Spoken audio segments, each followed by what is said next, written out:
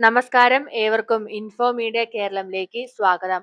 നമ്മുടെ എല്ലാവരുടെയും ദൈനംദിന ജീവിതത്തിൽ ഇപ്പോൾ അനിവാര്യമായ ഒന്നാണ് ആധാർ കാർഡ്. പുതിയ ആധാർ എടുക്കാനും നിലവിലുള്ളത് തിരുത്താനും UIDAI ചില വലിയ രേഖാമാറ്റങ്ങൾ കൊണ്ടുവന്നു. അതുകൊണ്ട് തന്നെ ഈ വീഡിയോ മുഴുവനായി കാണുക. ഏതു രേഖകൾ ഒഴിവാക്കി, ഏത് രേഖകൾ സാധുവാണ്, ഏതു പ്രായക്കാർക്ക് എന്ത് രേഖ വേണം, ഏതു വിഭാഗക്കാർക്ക് പ്രത്യേക അനുമതി, ഇവയെല്ലാം വിശദമായി നോക്കാം. അതിനു മുന്നേ ചാനൽ ആദ്യമായി കാണുന്നവരാണെങ്കിൽ ചാനൽ സബ്സ്ക്രൈബ് ചെയ്യാനും ബെൽ ഐക്കൺ ക്ലിക്ക് ചെയ്യാനും മറക്കരുത്. ഇനി എന്തെല്ലാം രേഖകളാണ് സ്വീകരിക്കാത്തതെന്ന് നോക്കാം. UIDAI ആധാർ നടപടികളിൽ നിന്ന് ചില പഴയ രേഖകൾ ഒഴിവാക്കി. ഉദാഹരണത്തിന് പാൻ കാർഡ്, സ്കൂൾ വിടുതൽ അല്ലെങ്കിൽ ട്രാൻസ്ഫർ സർട്ടിഫിക്കറ്റ്, ഭിന്നശേഷി സർട്ടിഫിക്കറ്റുകൾ, സർക്കാർ വകുപ്പുകൾ നൽകുന്ന ഫോട്ടോ പതിച്ച ID കാർഡ്, കുടുംബാവകാശ രേഖകൾ, പൊതുമേഖല ബാങ്ക് നൽകുന്ന ഫോട്ടോ പതിച്ച പാസ്ബുക്ക്, ഇവയെല്ലാം ഇനി ആധാർ രജിസ്ട്രേഷൻ അല്ലെങ്കിൽ അപ്ഡേറ്റ് ചെയ്യാനായി സാധുവായ തിരിച്ചറിയൽ രേഖയായിരിക്കില്ല. ഇപ്പോഴും ഉപയോഗിക്കാവുന്ന രേഖകൾ ഏതെല്ലാം? വോട്ടർ ID കാർഡ്, ഫോട്ടോ പതിച്ച റേഷൻ കാർഡ്, ഡ്രൈവിംഗ് ലൈസൻസ്, ഫോട്ടോയുള്ള SSLC ബുക്ക്, പാസ്പോർട്ട്. ഈ രേഖകൾ ഉപയോഗിച്ച് ഇപ്പോഴും ആധാർ എടുക്കാനും അപ്ഡേറ്റ് ചെയ്യാനും കഴിയും. 5 മുതൽ 18 വയസ്സ് വരെയുള്ളവർക്ക് മാറ്റം എന്തെല്ലാമെന്ന് നോക്കാം. റേഷൻ കാർഡ്, ലൈസൻസ്, കേന്ദ്ര ആരോഗ്യ സ്കീം കാർഡ്, മാർക്ക് ഷീറ്റ്, ഈ രേഖകൾ ഇനി സ്വീകരിക്കില്ല.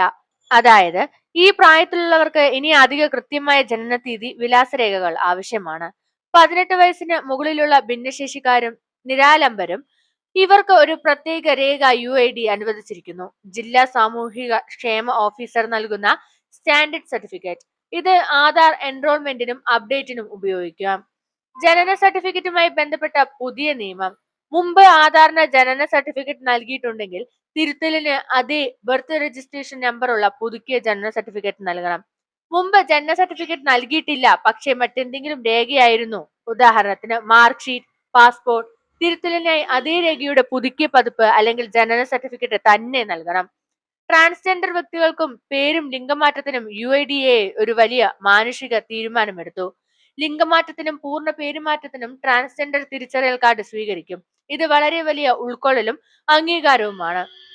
കേരളത്തിൽ ഉയരുന്ന എതിർപ്പുകൾ. UIDAI രേഖകൾ ഒഴിവാക്കിയ തീരുമാനത്തിൽ കേരളത്തിലെ സേവന കേന്ദ്രങ്ങൾ ആശങ്ക പ്രകടിപ്പിക്കുന്നു. കാരണം കേരളത്തിലെ എല്ലാവർക്കും ഇപ്പോൾ അംഗീകരിച്ചിരിക്കുന്ന രേഖകൾ ഉണ്ടാകണമെന്നില്ല. മുൻപ് ഒഴിവാക്കിയ രേഖകളിൽ ഏതെങ്കിലും ഒന്ന് ഉപയോഗിച്ച് ആധാർ എടുക്കാനും പരിശോധന നടത്താനുമായിരുന്നു സൗകര്യം. ആ വഴിയാണ് ഇപ്പോൾ ഇല്ലാതായത്. സ്കൂൾ സർട്ടിഫിക്കറ്റ് ഒഴിവാക്കിയ തീരുമാനം SSLC ബുക്ക് ഇല്ലാത്തവർക്കും തിരിച്ചടിയാണ്. അതിനാൽ ജനങ്ങൾക്ക് രേഖാ ലഭ്യതയിൽ പ്രശ്നങ്ങളും ഉണ്ടാകും എന്നത് പ്രത്യേകം ചൂണ്ടിക്കാട്ടുന്നു. എല്ലാവരും ശ്രദ്ധിക്കുക. ആധാർ സംബന്ധിച്ച കാര്യങ്ങളിൽ ഇനി രേഖകളുടെയും കൃത്യതയും വിശ്വസ്തതയും മുൻഗണനയാകും. പക്ഷേ അതിനൊപ്പം ഈ തീരുമാനങ്ങൾ കൊണ്ട് സാധാരണ ജനങ്ങൾക്ക് വേണ്ട സൗകര്യം കുറയാതിരിക്കണം എന്നതാണ് കേരള സേവന കേന്ദ്രങ്ങളുടെയും ജനങ്ങളുടെയും ആവശ്യങ്ങൾ. ഈ വീഡിയോ നിങ്ങൾക്ക് ഉപകാരപ്പെട്ടെങ്കിൽ വീഡിയോ ലൈക്ക് ചെയ്യുക. നിങ്ങളുടെ അഭിപ്രായം കമന്റിൽ പറയുക. കൂടുതൽ അപ്ഡേറ്റുകൾക്കായി ചാനൽ സബ്സ്ക്രൈബ് ചെയ്ത് സപ്പോർട്ട് ചെയ്യുക. താങ്ക്